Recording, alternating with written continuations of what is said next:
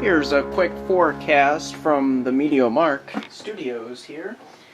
Today is March 15th, 2013. Happy TGIF, everybody. It's been a very long week, so let's get right into the weather.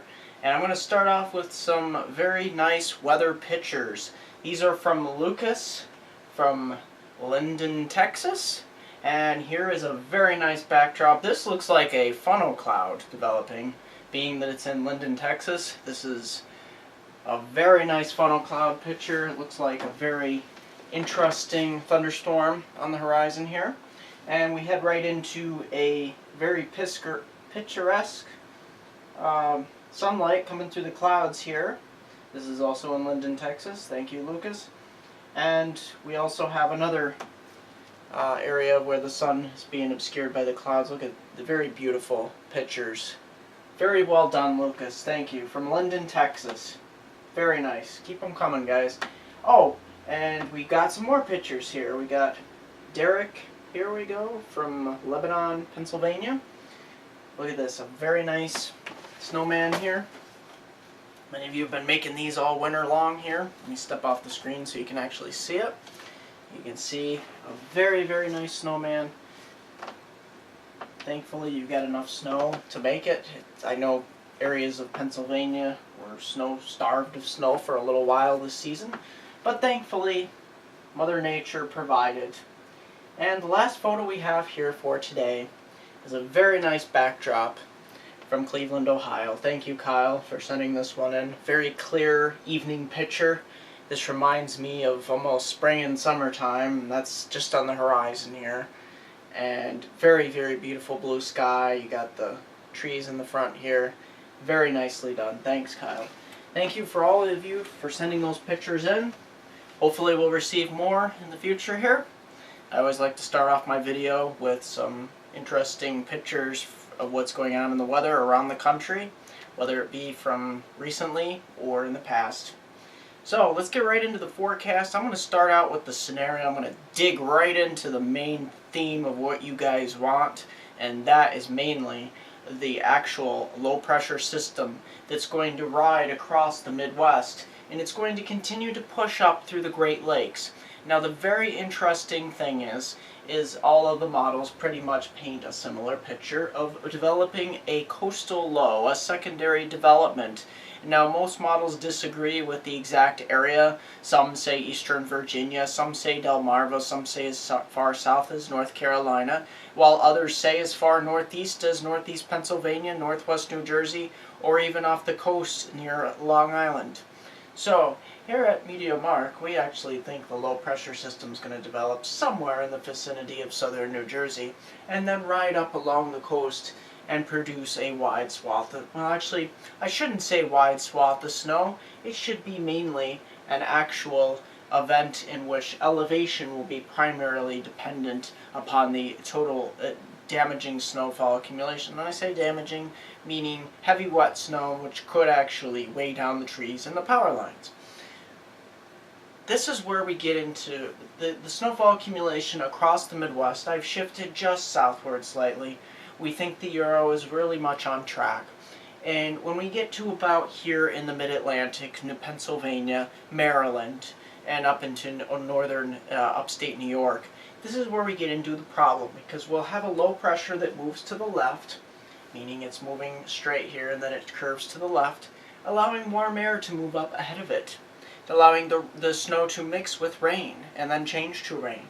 But the main problem that we're having here is that the low pressure develops along the coast, and then it pulls down some colder air as this low pressure back in the Great Lakes weakens, and its influence is basically destroyed.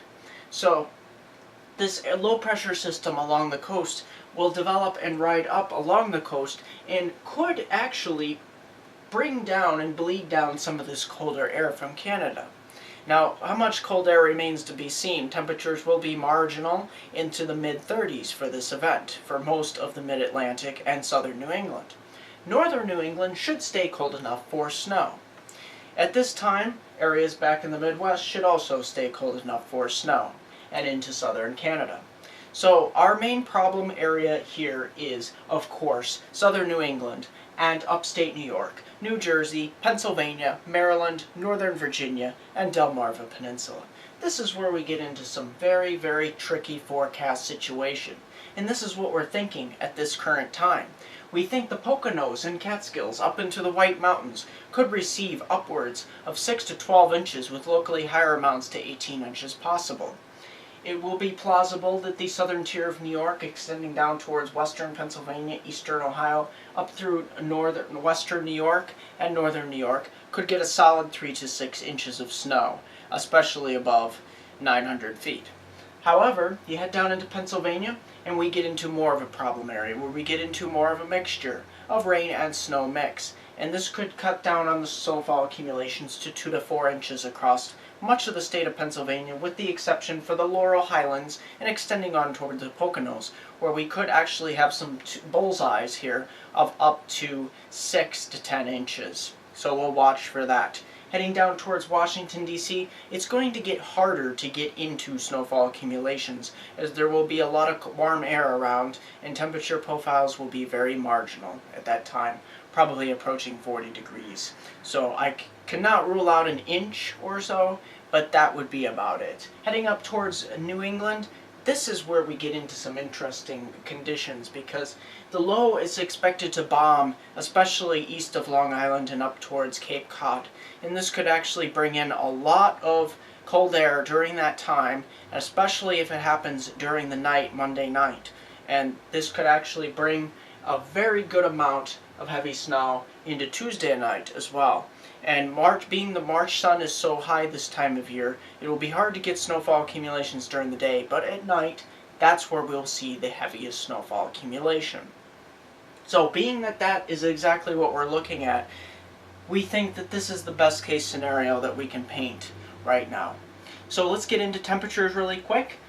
The theme is cold across the east, warm across the west, fairly normal across the upper Midwest until later in the period towards Monday and Tuesday.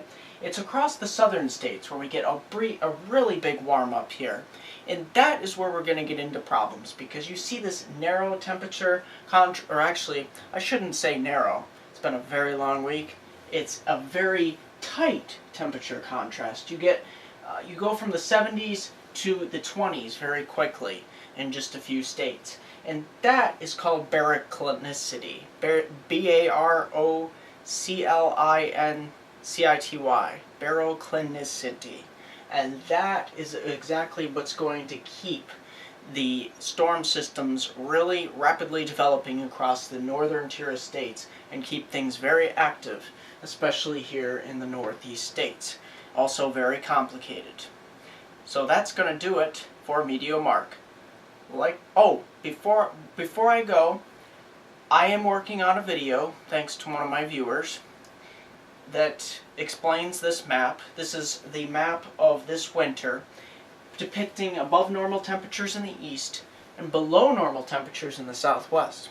Now, my map, my first call winter weather map, along with many other first call winter weather maps, predictions for the winter season for 2012-2013, indicated very much opposite of this map. And I'm going to provide further insight here. I'm working on a video on that. So stay tuned for that. Like me on Facebook at MeteoMark, subscribe to us on YouTube, and especially if you're a local viewer, go to my website at MeteoMark.com. Here's a 4-day forecast for my hometown viewers from Binghamton to Elmira and the northern tier counties of Pennsylvania. Here is the 4-day forecast. We have a situation across the weekend here in which we're not going to get very nice conditions. In fact, we're going to stay fairly cold in the mid to upper 30s with lows in the mid to upper 20s. We'll see some scattered snow showers and rain showers throughout the day, but no accumulation. It's Monday and Tuesday that we get into a bit of a problem. Monday we could feature PM snow changing to rain, and then back to snow Monday night, back to rain Tuesday morning, and then back to snow later Tuesday afternoon. And this is very complicated. These accumulations are dependent upon elevation as well as temperature.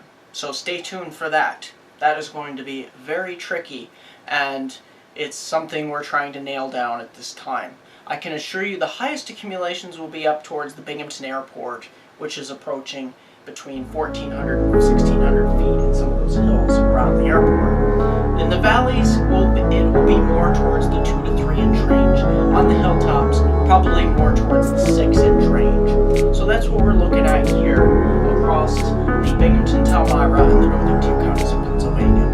That's going to do it for me.